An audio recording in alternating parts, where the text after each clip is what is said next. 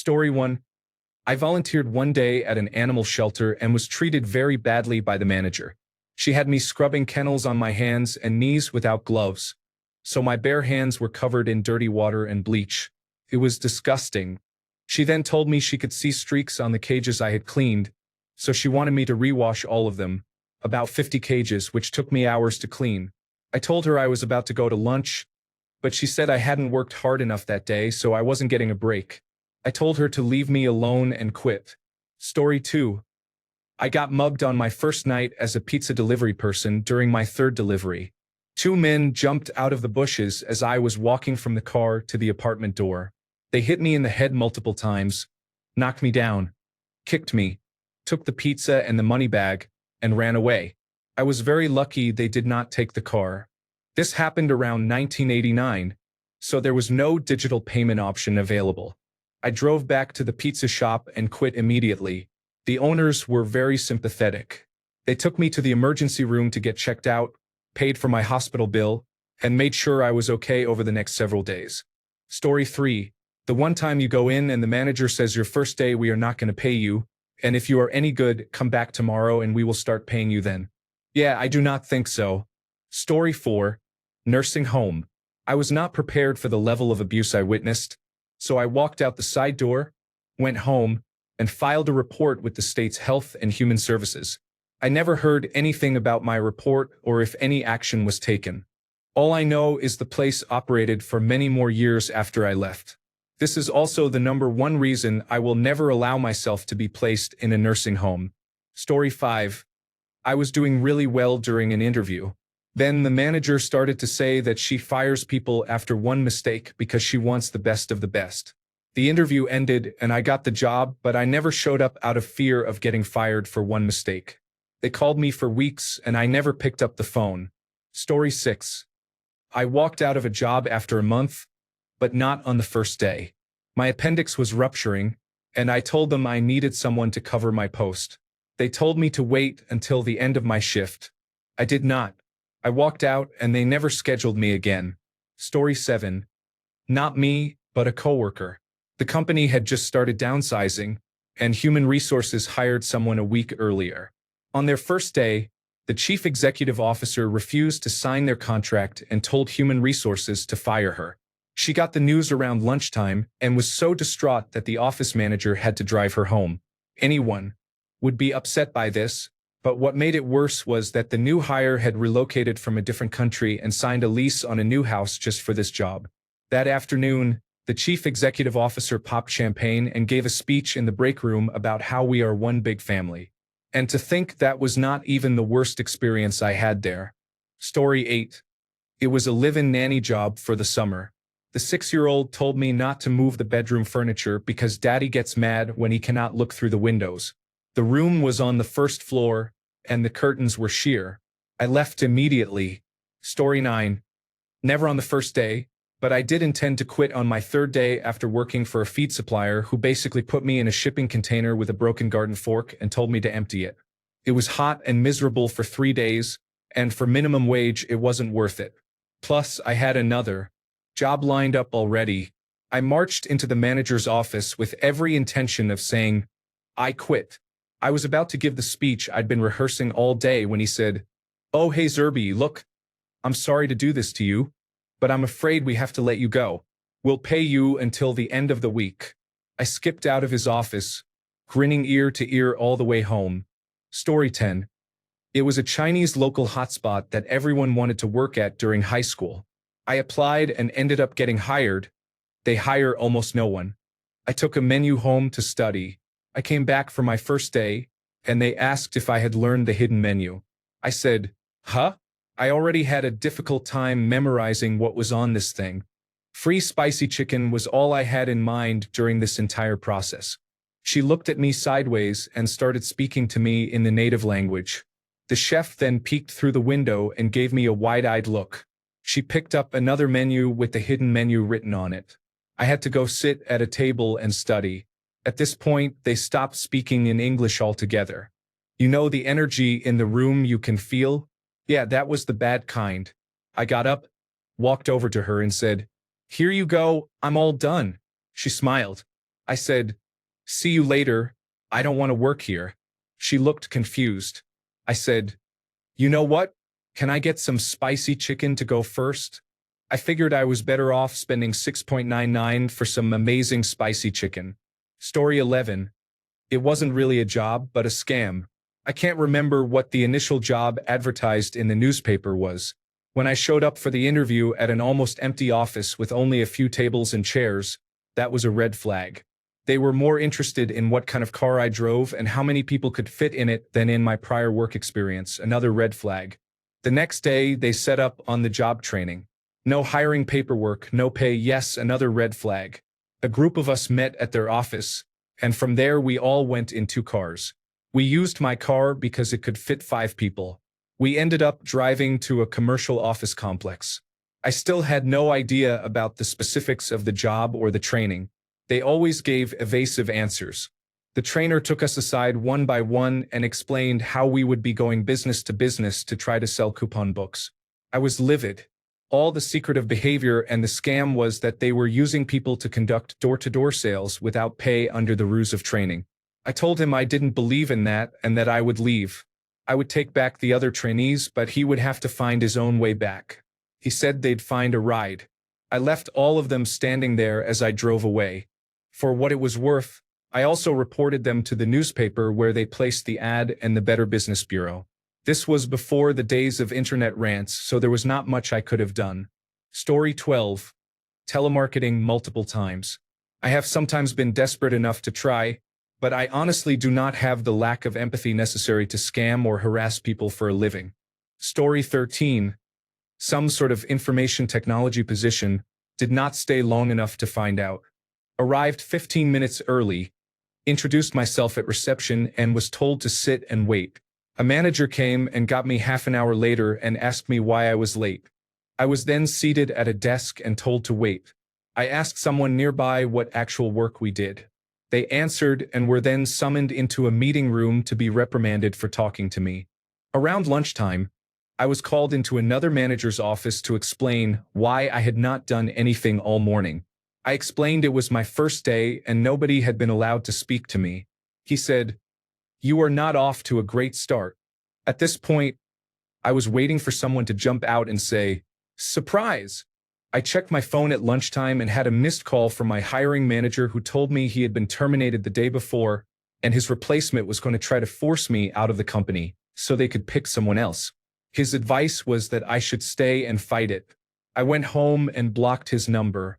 Story 14. Radio frequency technology job in my local area. Father and son business repairing the few businesses that used radios. Paid poorly for what they claimed would be needed. On the first day, they had me sit and redo the radio frequency licensing lessons and tests on the owner's account. They told me the next day we would be on the road for 2 weeks.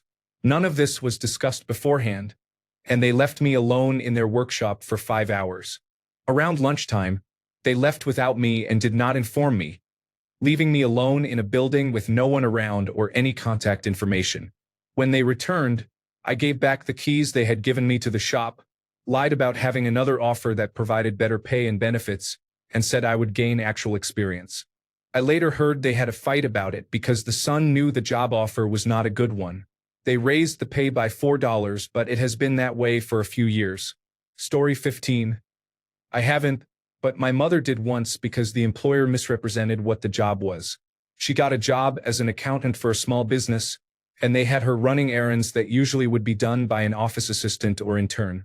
For example, they had her go out to pick up the office lunch. Story 16. Only once in my teens. I was hosting when the new general manager walked up and whispered something inappropriate in my ear. I walked out and called my parents. Story 17.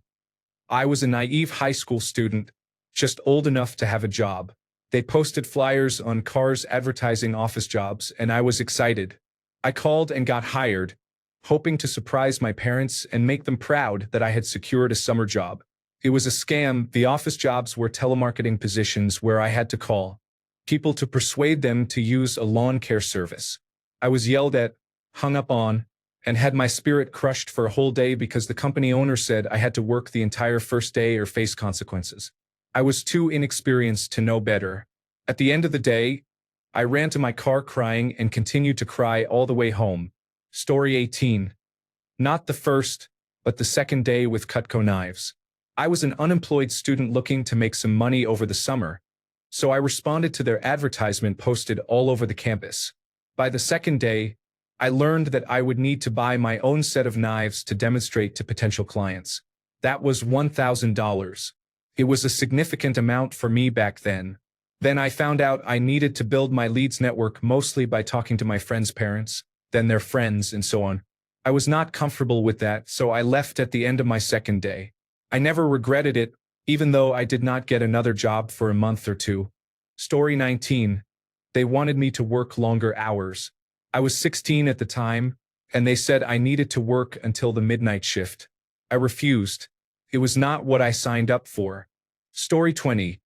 I started a job working at a local public defender's office after just leaving work in data centers.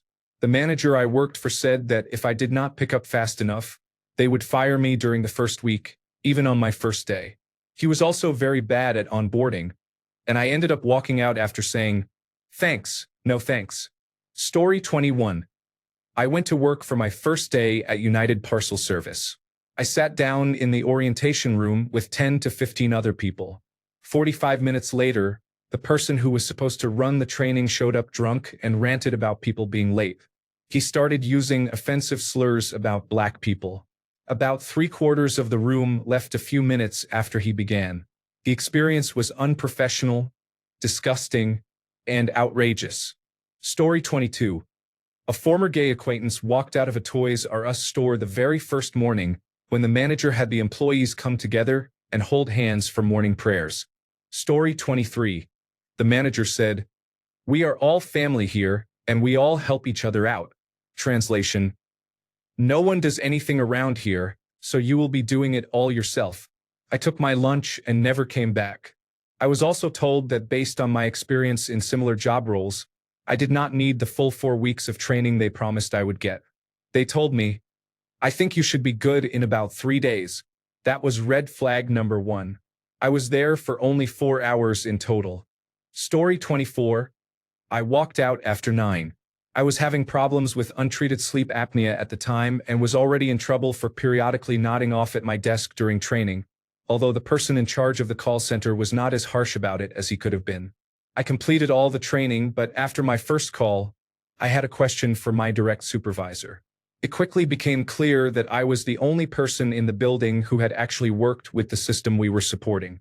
I might even get in trouble for overstepping my bounds if I used my extra knowledge to help callers troubleshoot, and I was not going to get any meaningful answers from anybody. As a result, when I received a better offer from a job I had applied to at the same time as that one, I handed in my notice right away. Story 25. I took a second job cleaning office buildings. I mean, how bad could it be, right? Besides, it was extra money. About halfway through the first shift, it just hit me that this really was not my thing.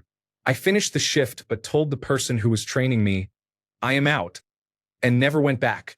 I felt so bad about it that I told them they could keep my pay for that evening. Story 26.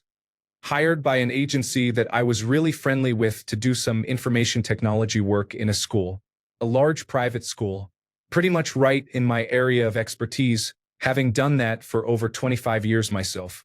I arrived and, after an hour or so of being shown this department, this information technology room, and this information technology team, and probably being introduced to 30 to 40 people who worked in information technology in this school, spread over a huge campus up and down an entire road.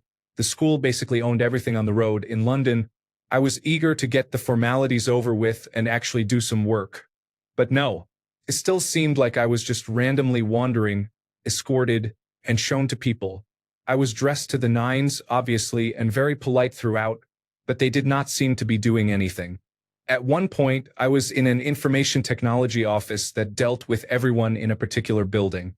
A teacher walked in absolutely frustrated because they had been given a non-working laptop again. The team did nothing.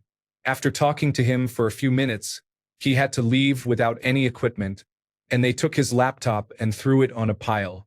I offered to take a look at it. Hey, I was being paid to do some work here, and I could at least see what was wrong. They refused.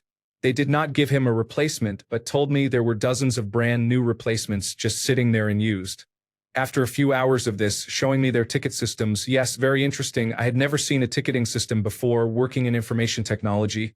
I offered to take on some of the simpler tickets such as plugging in a cable or moving a personal computer. They did not let me, even under supervision. There was always someone supervising me because it was a school and police checks take a few days to come through, which I was very used to, but it was a different information technology person every couple of hours doing so.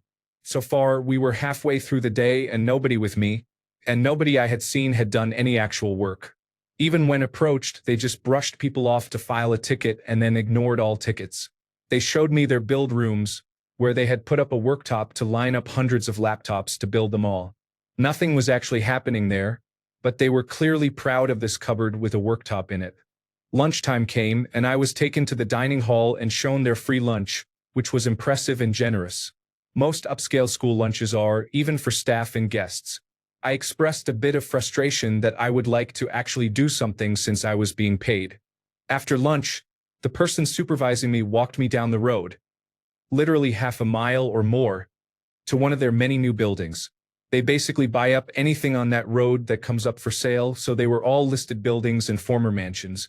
This building was empty, but they were supposedly provisioning it for the next term. My escort showed me the communications rooms, plural, for that building, excessively overspec'd and going to be massively underutilized. Everything installed by contractors, pristinely new and clearly untouched. A huge floor-to-ceiling server rack central in a huge empty room with removable floor tiles, and literally one switch in it with a cable to every socket. In the building, so vastly ridiculous. The only other thing in there was a bag of fresh network cables, but it was all done by contractors. There was nothing to do. There would be no other equipment in that room. It was literally just a place to plug in a few cables. Each room like that was bigger than some school's information technology department offices. The person with me took me to an office where some pre-built personal computers were sitting on desks and needed to be plugged in. Did they build them themselves? No, they bought them pre-built with an image they had made. They could not even be bothered to install their own personal computers. There was literally no thought allowed. Each personal computer had a network cable in a bag. We were apparently there to install those cables. So I opened a bag and installed a cable. He did the same. The room had about 5 personal computers in it. It was going to be just an ordinary staff office. It took about a minute to do 4 personal computers. I did the 5th, but because of where that desk was, the cable was too short. A 50-centimeter cable with 1 meter needed to reach the socket. There was no way around it. That was how it was. So we just needed a 1 meter patch cable. Story 27. Got a street sweeping job. Quit when they said we have to sweep near Kensington in Philadelphia. Story 28. Walked in and realized the training was basically unpaid labor. Walked right back out. Story 29. I was hired for a city landscaping job, but they ended up making me clean public restrooms all day. I cleaned 2 to 3 full restrooms and then just walked out. Story 30. I did not completely quit my job, but rather just the assignment. I was a temporary worker in industrial-type jobs, assembly lines, warehouses, that kind of thing. I was sent to a paint and varnishing facility. The shift started at 7 a.m., but I was called in at 8 and arrived around 9. I was greeted by a large, intimidating man yelling at me for being late, saying he would fire me if it ever happened again. He never asked my name. I bit my tongue and figured I could manage the day. Around 11 a.m., I needed to use the restroom and told the man I needed to step away from the line. He said I was not allowed to. I told him I wasn't going to urinate on myself and went anyway. Lunch was at 12:30 p.m. for 30 minutes. The man screamed that we had 20 minutes before we had to be back. He told me I couldn't have lunch because I had been late and insolent. I told him he could go away and went home. My boss called me on the way and demanded that I come to the office the next day for disciplinary action. The next day, I explained what had happened, stating that his behavior was both unacceptable and illegal. The boss put his hand on my shoulder and told me we have to accept some things because it's an employer's market, and that I am replaceable. I asked if the labor union was aware they were knowingly sending employees as temporary workers to a company violating employment laws. The boss decided I did not need to be disciplined after all. I stayed for another couple of months after that before finally finding a proper job. Story 31. After-school program at a middle school. The laptop was broken, and the fridge was unplugged with moldy food inside. Whoever left this place left it a mess, and the supervisor allowed me to walk into it. Then the supervisor tells me to not stress. I am not stressing because someone set me up to fail. I can deal with kid chaos, but sloppy adults are a big no. Story 32. When I was a freshman in college, I started a job at a boarding kennel for pets. They boasted about how well they would treat the animals and acted like each pet would be pampered. When they took the pets into the boarding area, it was all a fraud. People paid for kennels of a certain size with outdoor space and amenities. The poor dogs never got any of that and were crammed into the smallest kennel possible. Clients paid a lot to ensure their pets were comfortable and well taken care of. Instead, they were crammed in small kennels, barely walked or exercised, and mostly ignored for the duration of their stay. I left about 3 hours in. What a horrible place. Story 33. I worked one day with a lawn care company when I moved to a new area and needed a temporary job while searching for better paying work. I was placed on a crew with racist felons. Since I was not entirely white, it made for an interesting first day. I should have known by their Cletus-style haircuts, missing teeth, constant talk about dirt bikes and rally cars, smoking cigarettes in the work truck with tobacco chew in their lips, and frequent references to avoiding warrants that it was not going to be a good day. I was not happy about skipping lunch after mowing 40 yards because taking breaks made them look bad. According to the crew leader, we were paid hourly, not by yard, and there were no exceptions for leaving early. Missing lunch was upsetting. I was also not paid for the day because the office said I only worked one day. Story 34. The first day ended up being a surprise 17-hour shift when we were told to expect 12 hours at most.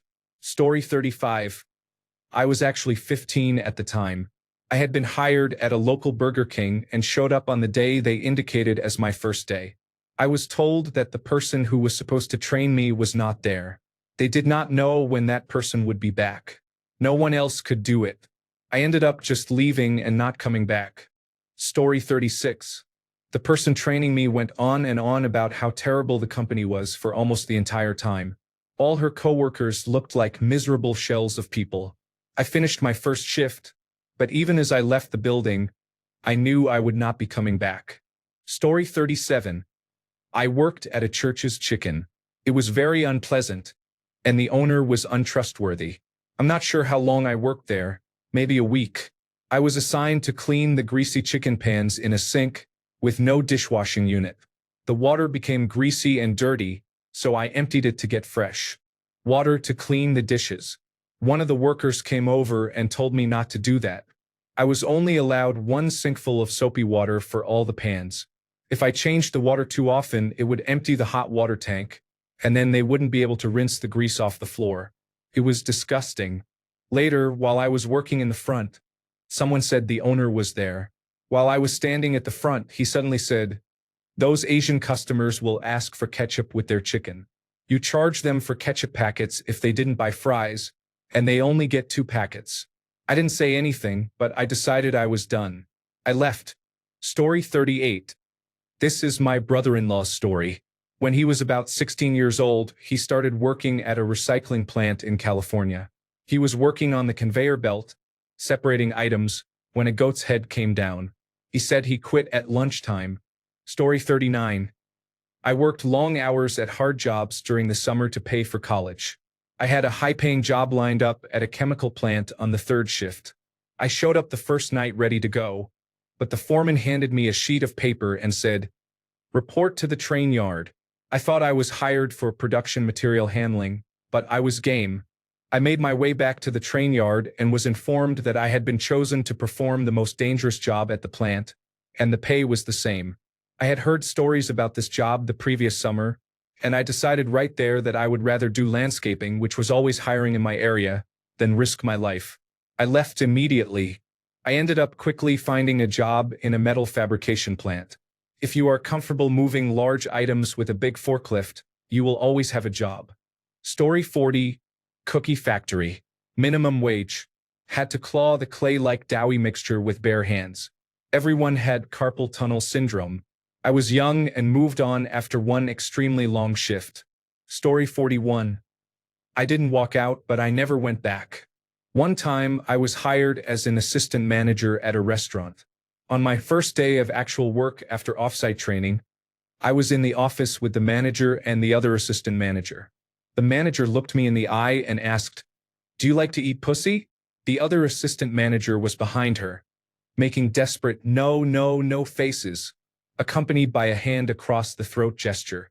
Apparently, her goal was to hire attractive men, I don't know how she chose me, and have relationships with them. She was known not to let sexually transmitted diseases affect her in the past.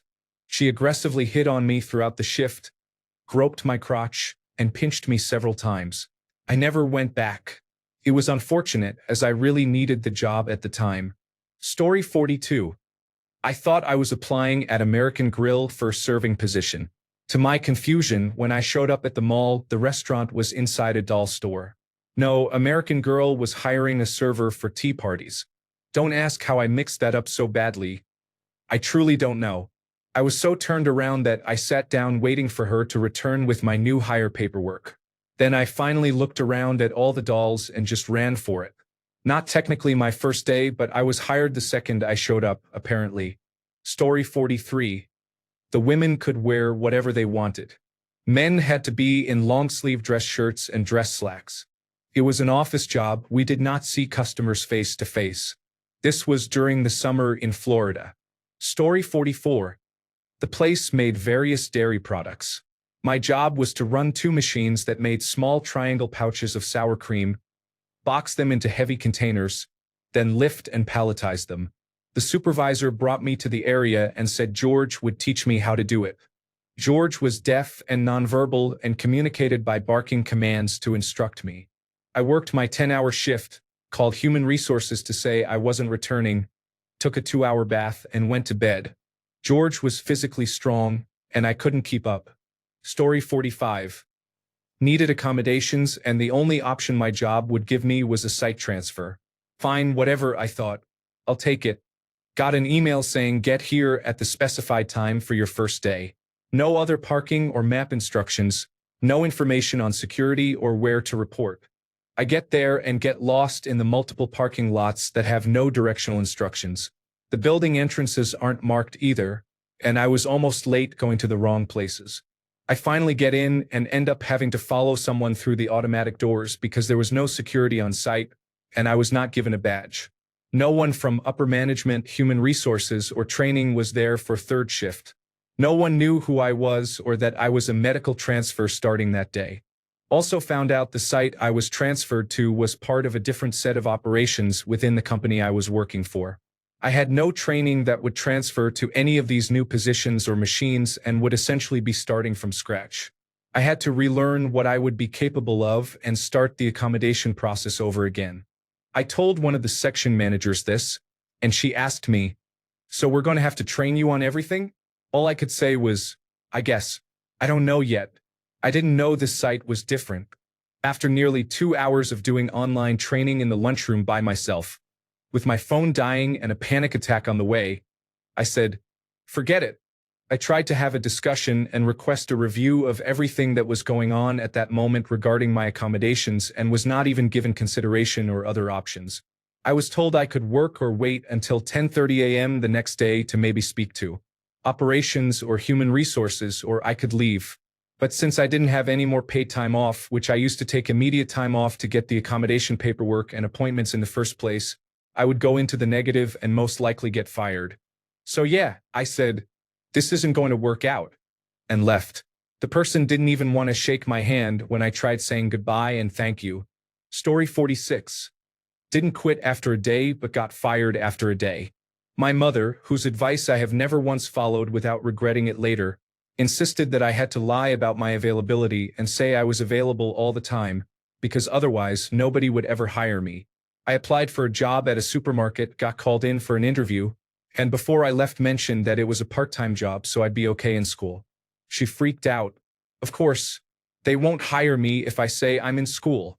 If asked, I have to tell them I'm available anytime if I want the job. So I ended up doing just that because I was 17 and inexperienced. I don't know what I was expecting after that, because I worked one day and the next day I wasn't available to go in. I called in and got fired immediately. My mother said it was my fault for having other obligations.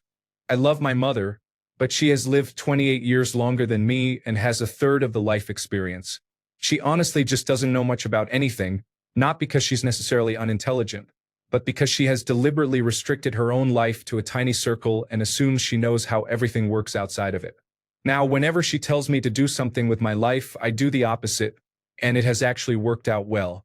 Story 47. I was about 17 years old. I tried being a referee on a paintball field where you earn $20 an hour in 2017, which was a good deal then. I got shot so many times I had marks everywhere. Behind my ear, neck, arms, and all over. The only protection they provided was a mask and a poor quality vest. The field was a moderately sized woods area, and I felt like I was out of the way. I probably got shot at least 20 times. Towards the end of the game, a speedball player shot me 5 more times. I have no idea what he was aiming at, probably me. Story 48. The place was terrible, there was no work, and I was basically asked to cobble together a personal computer and then pirate everything on it. This was over a year ago, during a period when I was unemployed. Through family contacts, I got an interview at a company that does IT infrastructure for several locations across the country. The interview was at the owner's home office, which was quite strange because he took a 20-minute call in the middle of it, but the rest went okay. I showed up for the first day a week later, and that's when I realized the actual office was a gutted dance studio. No floors, no real ceiling, no lights. I stayed calm. The first person who arrived lived right next door to the office, and we talked a bit. Eventually, someone else arrived to help train me. He was second in command and quite overweight. I am also overweight, but this guy was very large. He pointed me to a corner filled with what could be considered junk. He said, "We don't have a system for you, and we probably won't get one. See if you can put together a personal computer from the stuff in there. Let me know when you get it running, and I'll provide the operating system." Weird, but okay. I got to work. After half an hour, I had the system booting into BIOS. I had to strip parts from 3 older systems to get something that would boot and power on. I closed it up and asked for the operating system drive. He handed it to me and said, "You know how to crack Windows? Everything you need is on there. Don't connect to the internet." About 2 hours later, I had Windows installed, cracked, along with all the other programs they wanted, also patched or cracked. Nothing official. I swear if they could crack Chrome, they would. By then, I got hungry and went to the bathroom during my normal break. The other 2 people who worked there were gone, fixing things in the field. When I got to the toilet, none of the lights worked. There were no windows. Did I mention there was no flooring?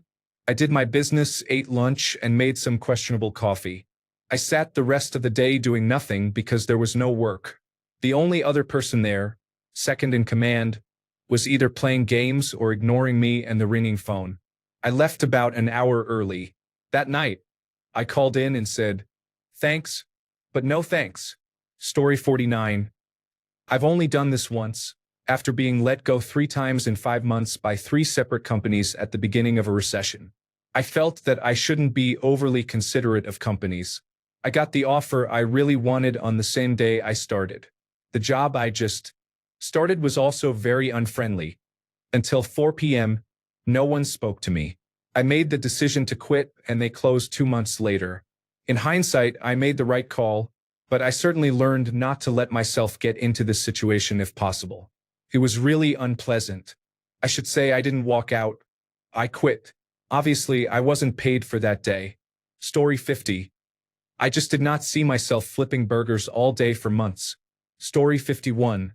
It was Wendy's and I was a teenager. Even I knew that place was a complete disaster and got out as fast as I could.